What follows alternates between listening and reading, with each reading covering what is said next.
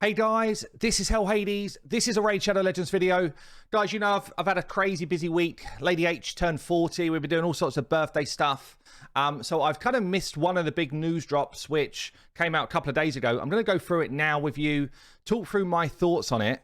I'm also going to give you a kind of overview of some of the champions that I tested on the test server yesterday when we were looking at some of the champion changes in terms of buffs and nerfs that are coming in the next patch. So let's start then with the news post, I guess. Let's start with the post that came out from Plarium around patch 4.7. You know, what's it going to show? What's coming soon? And some of their thoughts around some of the actions that they're doing right now in the game. Ultimately, I feel like before we get into this, if you look at Raid today versus Raid 12 months ago, yeah, the experience for a newer player is better. You get more resources, you get more rewards. There's more accessible champions that can kind of help you work your way through the game. And I think we've seen that on my free-to-play account. But I still feel like they make clangers, absolute clangers of mistakes, which could easily be avoided. So they're definitely growing. The game's definitely growing to a sense, but there's still this kind of underlying feeling that they're just going to drop another clanger around the corner, and it just pisses people off. So let's start then with the first one I got here. Reason behind the upcoming rebalance. Yeah, the rebalance coming in the version 4.70, so next patch. The general purpose of the rebalance is to adjust a champion in such a way that they better fulfill their particular role within the boundaries of their rarity. God, that's a bit of a mouthful, that one. Pretty much, this is the preamble to say we're buffing a few, but we're nerfing one. Yeah, that's what it's like. They're throwing in the words rarity, their particular role. Like they're kind of setting us up. Okay, we know how unsettling it is for you to see Eurodrim being nerfed. Yes, we do. There'll be a video dropping on Eurodrim probably about an hour after this one drops of me playtesting him in the test server last night with the changes. Spoiler, still good. Okay, still a top 3 Void epic for me. His performance proved him to be way overpowered, capable of clearing, blah, blah, blah. Solo, it's not the function he was supposed to do as an epic support champion. I mean, I get the sentiment, okay? I get the sentiment. But, wow. How can you not see it? Like, also, we have a test server. And there's probably about, I don't know, maybe 20 of us or something. I don't know the exact number. Maybe 20, let's say, content creators get the test server, and we get to see stuff a week before it's released, or maybe a couple of weeks. Depends what the timing is, okay? You know what we do? We have a little chat, and we feed stuff back, okay? We fed back about Eurodrim being crazy, okay? And we've also fed back about other stuff as well. Most of it just gets like totally ignored. Normally we're feeding back, this is underwhelming. Are you sure about this? Do you think this is right about Bommel, that he just blows everyone up at level 10 the same as he does at level 90? It's like we try and utilize this test server to help them with the development of the game. Now, unfortunately, what it actually does is it's more just us advertising the new stuff that's coming. Yeah, that's what it is. It's not us testing it to help. It's just advertise this new stuff, please. And we're like, yeah, cool. We want new content to do. So we do it. So unfortunately, the test server, it should be renamed to the advertising server. And the feedback we give should just be, well, let's just remove that channel, honestly, because this type of stuff would not get as out of hand as it is right now if they just actually took some feedback on. But, they go on to say, having an epic support champion that outperforms a legendary of similar application, such as Bad L, throws the game balance off. Yeah, it does, but then that's what you introduced into the game. Like, whoever designed Eurodrim, maybe they're fired by now, but they must have looked at Bad L, looked at Eurodrim, and been like, damn, these feel similar, but Eurodrim feels a bit better. Like, I don't know how you don't see that. After the rebalance, Eurodrim will remain a decent epic. Yes, he does, by the way. Yes, he does. Capable of supporting his team by healing them while debuffing the enemy. So, and you'll get this in my video later when you see the one on Eurodrim. Here's my issue with this. If you're going to hard nerf someone, I don't mind. I actually don't mind it at all. But you have to give the option to refund resources. You have to do it. They do it in Hearthstone really well. It's like, this is a change that's come into a card. You've invested a load into this card. Do you want your resources back? Yes or no? And if you do, you get your resources back. If you don't, you carry on to use whatever card it is. And they do it in a bunch of other collector-style games as well. So when I can't remember which one. There's another one of the big ones. I think it might be Star Wars Galaxy of Heroes or whatever it is. I don't know. But there's one of the big ones where they're like, we've made this big nerf. Do you want your resources back? Yes or no? And you either get your resources back and you get the character back as like a level 1 noob, or you keep them as they are and you take the nerf on the chin. It simmers the situation down, because instead of what you're doing, you're not just like, we're doing this to you. It's the situation changes to, we're giving you a choice. Yeah. In fact, I used to do it in sales. Okay, it was a sales technique for me. I'm going with a price increase to someone, and instead of going in there saying your prices are going up, I go in there and I say, we've got a price increase that's coming, but I've got a selection of other products which could mitigate the cost.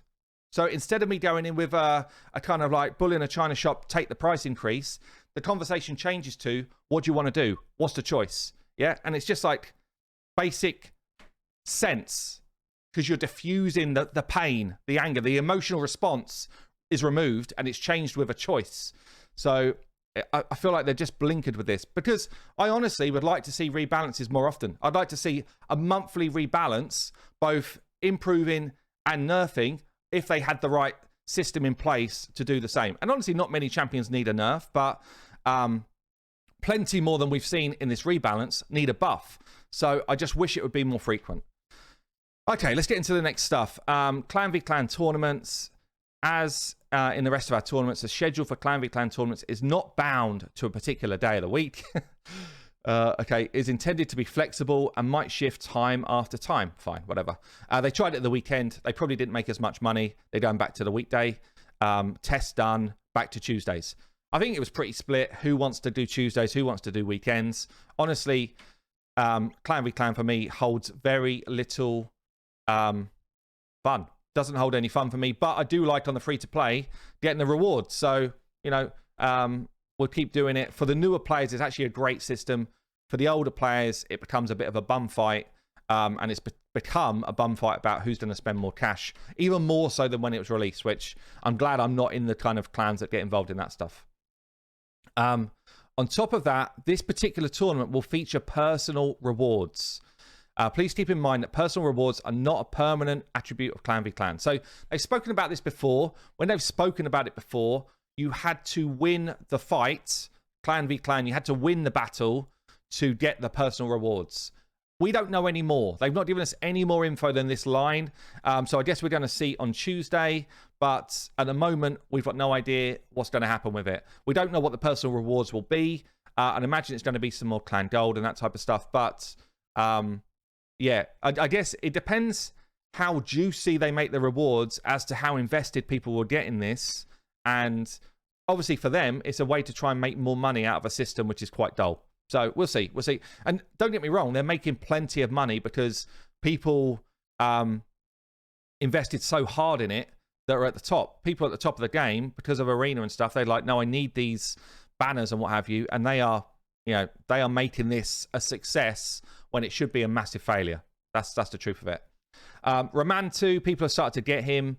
Awesome champion, but damn, he's some of the missions along the way. I've not even pushed for him, to be honest.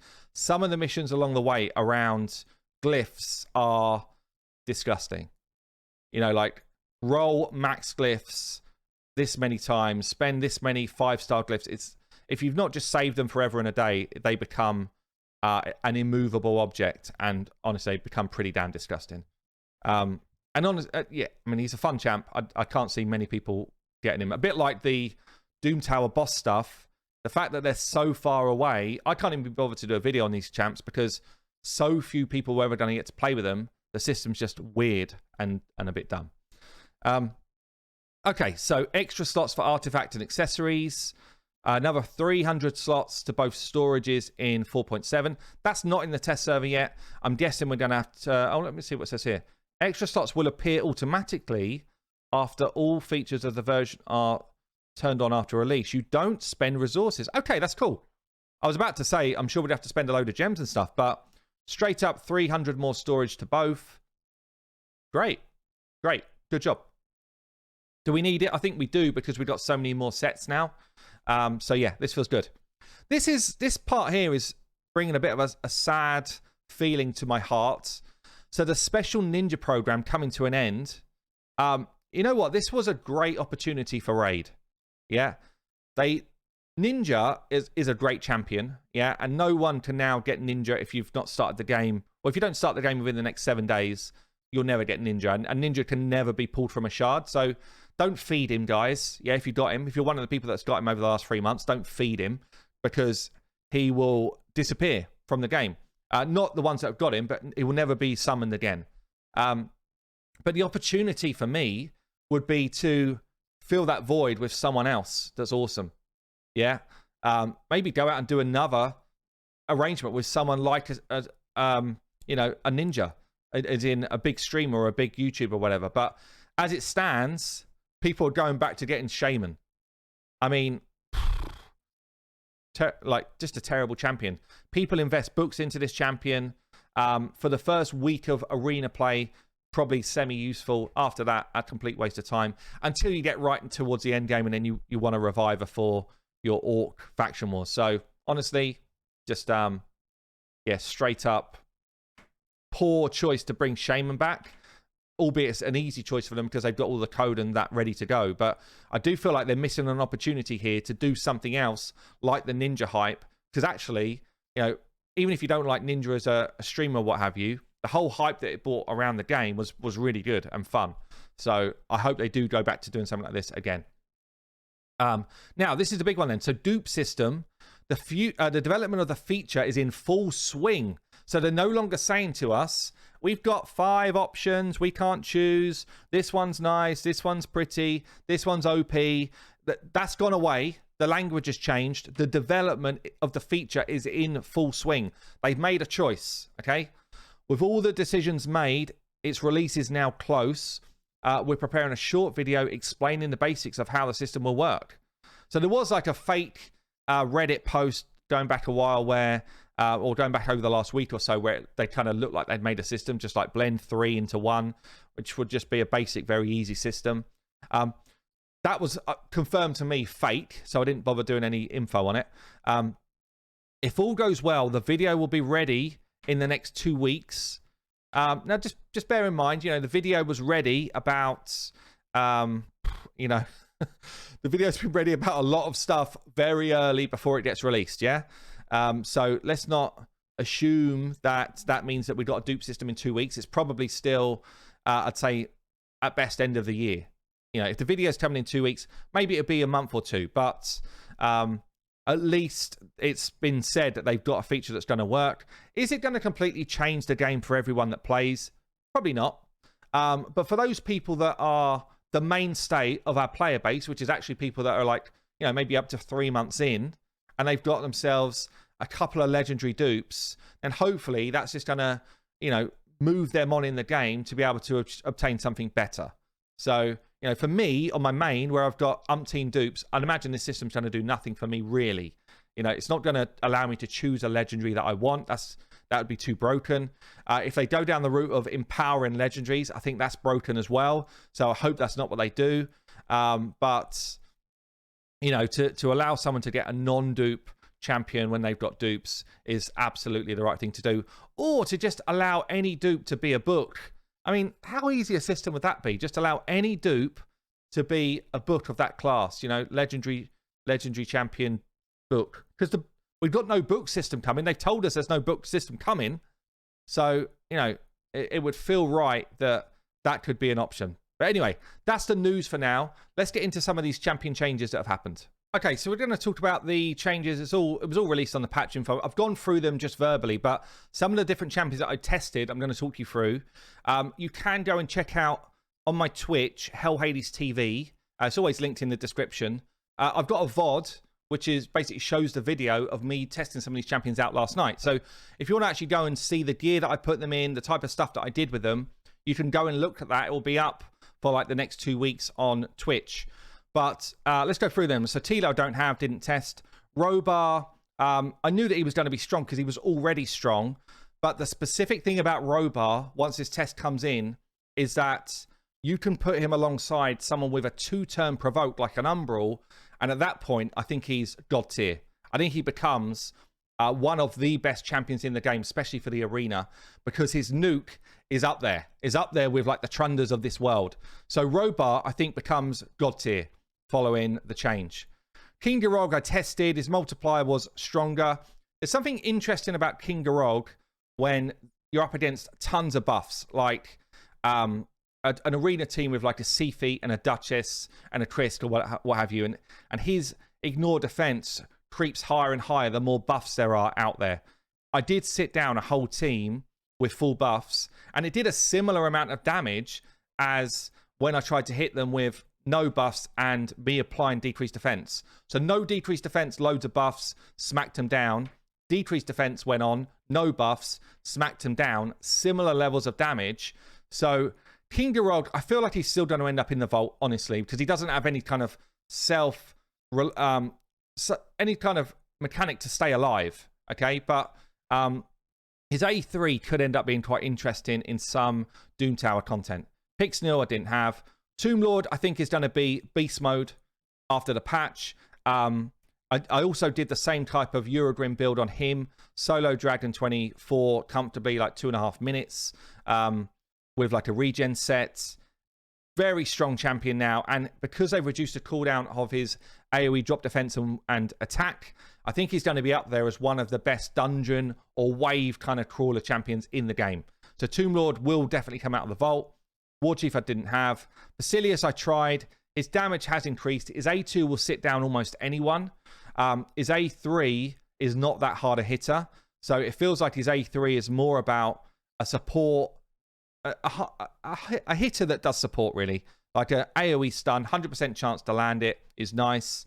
But the damage is still not up there to be like a hard hitter. So Basilius might come out of the vault, but more like a mid-level account who wants a champion that's going to control.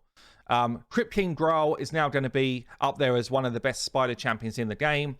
AoE HP burn with freeze. Yeah, he's going to be up there as like awesome champion now. Absolutely awesome. Didn't try War Mother, don't have her. I didn't try Grow Hack. And Eurogrim, the video's going to drop probably in about an hour. So there you go.